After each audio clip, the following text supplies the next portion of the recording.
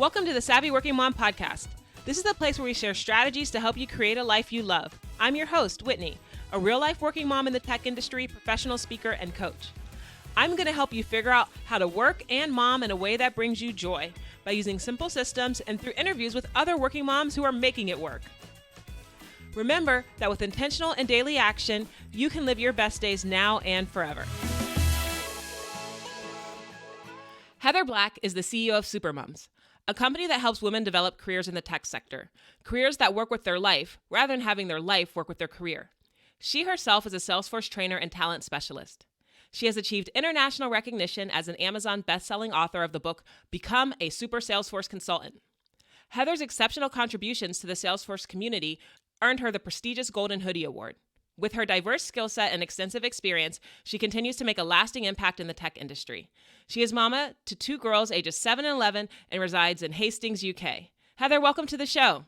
Oh, thank you for having me, Whitney. It's great to be here.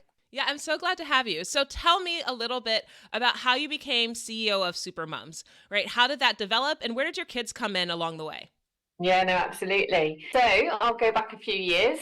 It's amazing how time travels so quickly, isn't it, really? But I was running a business. It was actually a non-profit organisation, and it delivered business and career coaching to young professionals aged 18 to 30. And I'd grown it for a number of years. We'd really grown substantially. And due to some political and funding changes in the UK, the money wasn't really there to run it any longer, because traditionally we'd given free services to those we supported because it was funded by government. So I was at a stage in my life where I had to pivot and think about what else I was going to do. But at the same time, I was getting married. We're about to start a family. We're about to move out of the city, move to the sea. And I'm thinking, oh, heck, what do I do? What career can I do that will give me flexibility, still give me a career, allow me to earn well? And that's where I kind of went back to basics of, what are my options? And I think many women feel like this when they're about to start a family. They sort of don't want the high power job. They don't necessarily want to be managing big teams.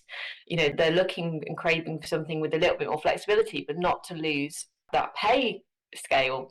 So that's what led me on the journey of exploring what a Salesforce consultant was. I had used Salesforce CRM as a platform for my non-profit organisation I was running. For those of you that are not familiar with Salesforce, it's a client relationship management system. It's the #1 CRM system in the world, and it helps an organisation manage all their customer information. So their contact information, any call messages, emails, any sales, marketing, delivery. It's kind of that one-stop shop for managing all of your customer information. And so it's very difficult for an organization not to have that, because you kind of need all that information.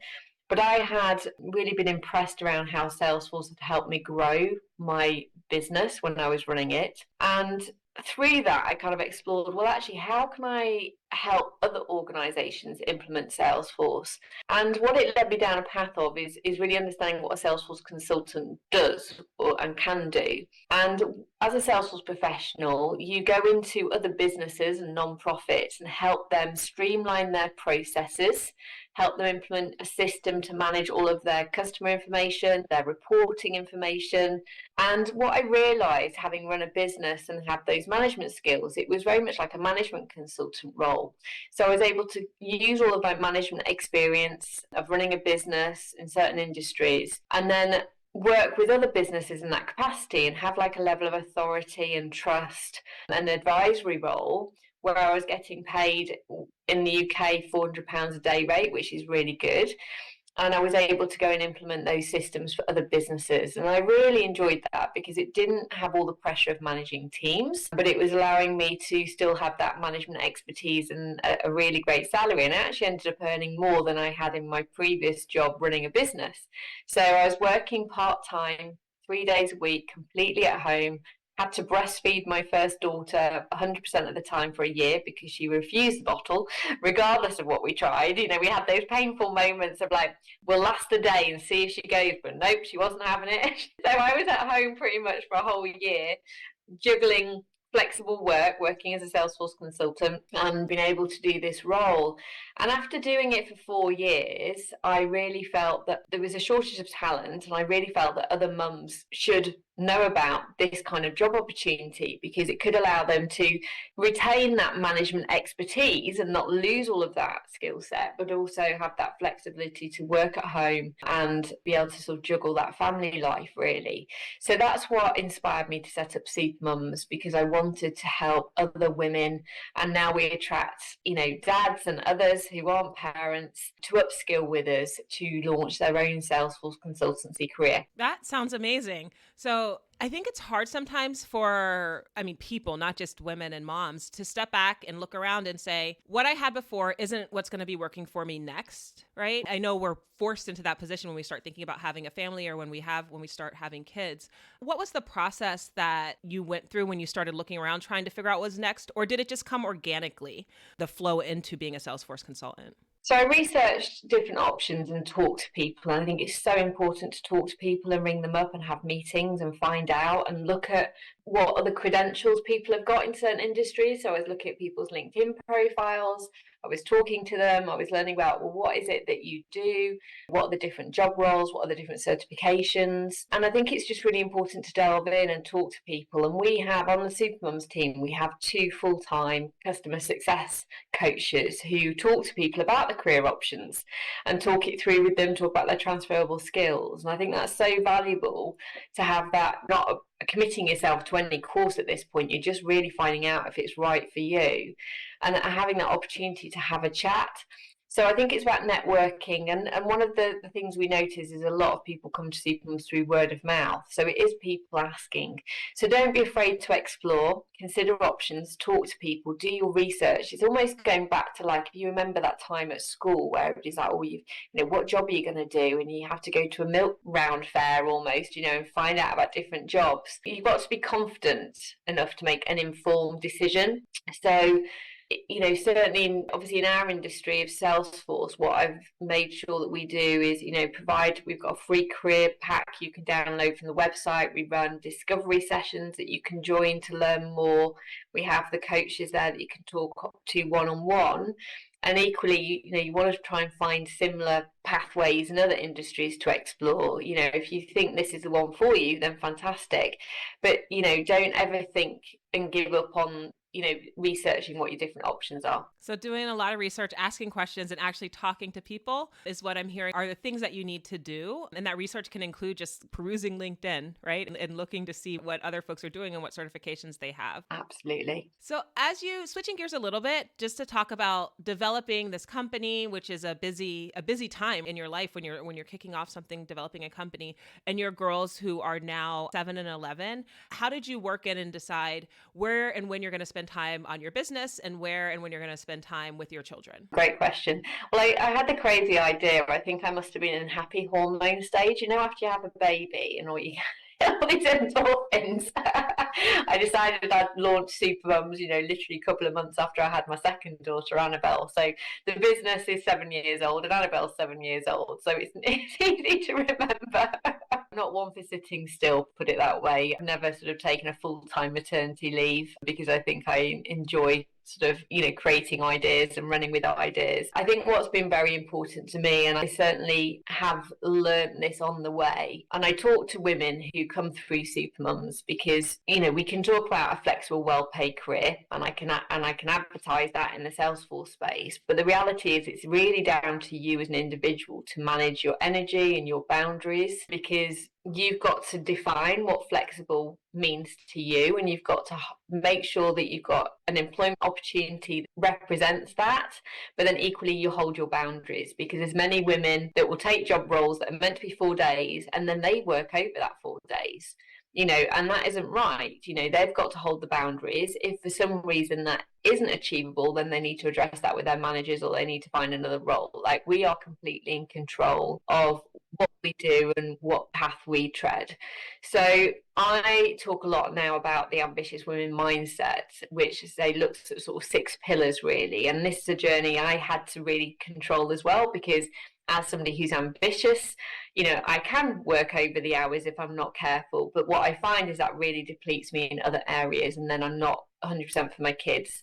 I'm very mindful that when I'm with my kids, I actually want to be fully present with them and kind of really playing with them and engaging with them. And, putting away those distractions.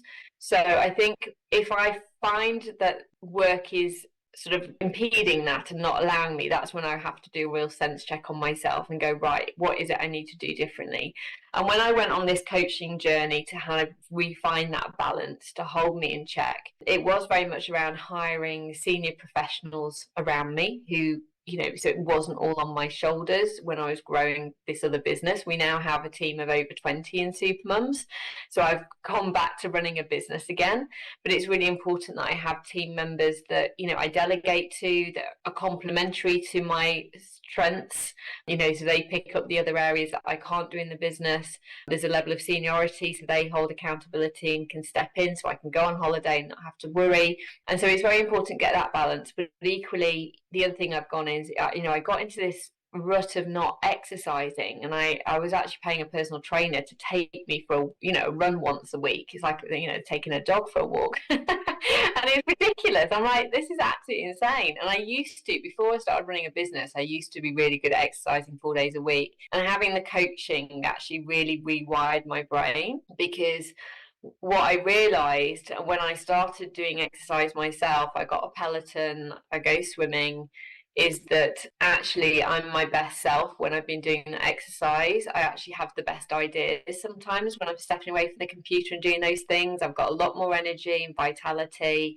and I bring more my A game to my work.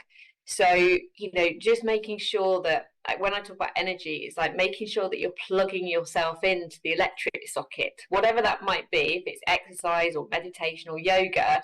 Make sure every day you're plugging yourself into that plug socket to do the thing that is going to re-energize you, that is outside of work, because we have to set those boundaries up to look after ourselves. And that's not being selfish. That absolutely is, you exercising, you taking time out for yourself to recharge, then making sure you've got that time with the kids ring fenced and having that time in the diary as well, and then having a job and a work that is achievable.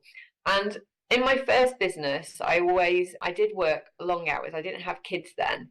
But when I started this second business, I was very mindful of that. If I am working over hours and it's not performing, I am doing something wrong. So I'm a big advocate for investing in training and mentoring to learn from people about how I can do things better, because there's no point me working all these hours and not hitting targets. Like, I'm not doing something right. So I'm a big advocate of that too, investing in training and mentoring to help you tweak things to get the performance that you need in the time that you have. Yeah, that's great. I think there's a lot to unpack there. Let's start with Peloton. I love Peloton. So just tell me, who are your favorite instructors and what modalities do you use? So Ali Love. That's good. I like Ali Love for riding, and I also like Hannah. I think Hannah's wild and very fun to ride with. And I like Adrienne for strength training. I know. And what I love about it is it's like having a personal trainer at home. Like, their whole attitude and persona really lifts me. And it's not just for the exercise, right? They're very positive reinforcement coaches when you're doing the ride and the music and everything else. And I just always come off absolutely pumped after doing Peloton. Same. Right? I always feel better. And it's funny because, like you said, right, you have to have boundaries. You have to recharge yourself. So when I first started using the Peloton, it was like, okay, this is easy. It's right here in my house. But still, I had to get over that mental hurdle of, no, I should take this time, right? I should take this time to get on the bike. Now it's not a problem. Now I'm like, excuse me, it's my Peloton time. Bye, kid. But it's right. Those mental hurdles they're real. And those are sometimes the things that stop us from setting boundaries. So going back to this idea, right, that you shared of kind of managing your energy, setting your boundaries, how do you do that? What are some practices that you have for making sure that you set boundaries with folks? Or yourself? I think it's a great example what you said of not feeling guilty if your kids are in the house, right? So I'm a single parent now. So when I have the kids, I can't go out for a run or I can't go for a swim. So the Peloton was like the best solution for me, because the kids, they go on their phone, they go and play with their horses, and you're like, or they'll go painting. And I'll be like, right, kids, are you okay if I just go and do my Peloton for half an hour? And that half an hour just goes so quick.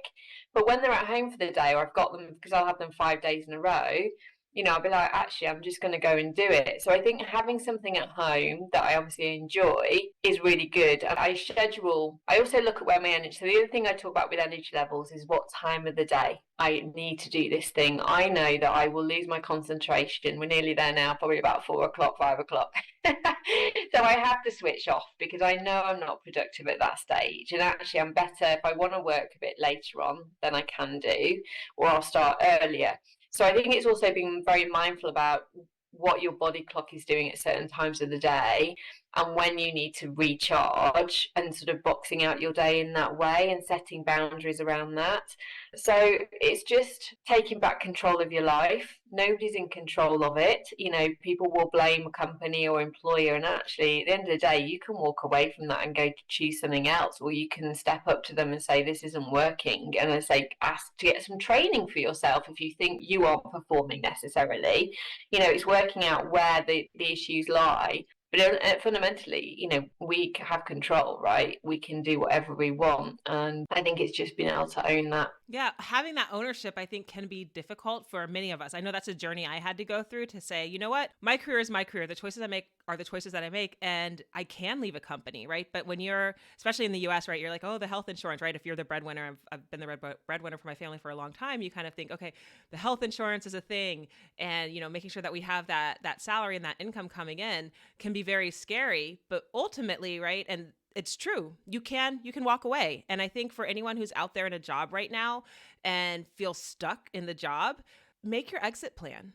You might not be able to walk away today, but you can make a plan where in the next 6 months you will be able to walk away. So make your exit plan, because you get one life, right? And to Heather's point, you got to own it. It's your life. Yeah, absolutely. One other thing you mentioned that I want to make sure we cover before we close out is the 6 pillars of the ambitious woman mindset. Can you share what those are? So put me on the spot now. What are they all? So energy and boundaries and goals are definitely 3 of them, and really kind of thinking about how you spend your time, as an individual, how you box out your time, but being very mindful about your goals and what you're looking to achieve. So I did a vision board this year, and I did one last year actually, and it just reminds you, I put it next to my desk, and it just keeps me focused on, am I spending time on the things that really matter? And one of the other pillars is impact. So with impact, it's really about looking at, am I making the difference that I set out to make? Now, making that difference could be about the difference that you make on your family, or it could be on the world. It really just depends on your situation. So I'm very mission-led, always have been. Always run a non-profit, really. And so with Supermums, I have a big mission, but then I have this much smaller mission, which is just to make sure my kids are happy. And if my kids aren't happy for some reason, then I really need to do a stop check and go, what is it I need to do differently? One of the other pillars is confidence, and being very mindful about how you boost your own confidence, because we can be our worst critics. We can really beat ourselves up all the time, this little negative voice.